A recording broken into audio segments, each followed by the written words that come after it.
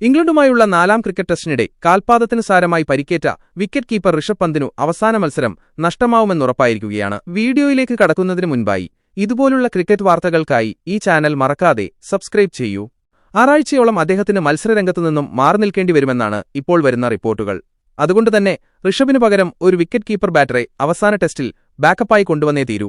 ഇടങ്കയ്യൻ ബാറ്ററും wicket keeper ബാറ്ററുമായ Ishan കിഷനാകും ഋഷഭിനു പകരം test ടീമിലെത്തിയേക്കുകയെന്നാണ് സൂചനകൾ. എന്നാൽ ഇഷാന് അതിന് സാധിച്ചേക്കില്ലെന്നാണ് പുതിയ വിവരം.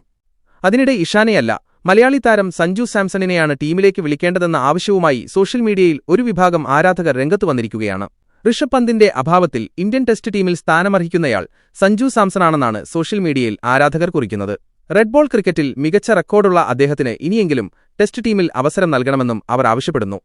കഴിഞ്ഞ ദുലീപ് ട്രോഫിയിൽ സഞ്ജു സാംസൺ മികച്ച പ്രകടനമാണ് നടത്തിയത്. സെഞ്ചുറിയടക്കം അദ്ദേഹം നേടുകയും ചെയ്തു. ആഭ്യന്തര ക്രിക്കറ്റിൽ സായ് സുദർശന്റെ അതേ ബാറ്റിംഗ് ശരാശരി തന്നെയാണ് സഞ്ജുവിനുള്ളത്. ടെസ്റ്റിൽ അദ്ദേഹത്തെ ഉൾപ്പെടുത്തുന്നതിൽ എന്താണ് പ്രശ്നമെന്ന് മനസ്സിലാകുന്നില്ല.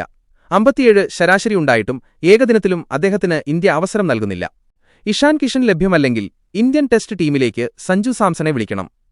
ഫസ്റ്റ് ക്ലാസ് ക്രിക്കറ്റിൽ ഇഷാന്റെ ശരാശരി 39 സഞ്ജുവിന്റേതും അതുതന്നെയാണ്. സഞ്ജുവിനേക്കാൾ മോശം ശരാശരിയുള്ള KS ഭരതിന് പോലും ടെസ്റ്റിൽ ഇന്ത്യ അവസരം നൽകിക്കഴിഞ്ഞു. പിന്നെ എന്തിനാണ് സഞ്ജുവിനോട് മാത്രം ഈ അവഗണന? ഋഷഭിന്റെ പകരക്കാരനാവേണ്ടത് അദ്ദേഹം തന്നെയാണ് എന്നിങ്ങനെയായിരുന്നു സോഷ്യൽ മീഡിയയിലെ വിവിധ പ്രതികരണങ്ങൾ.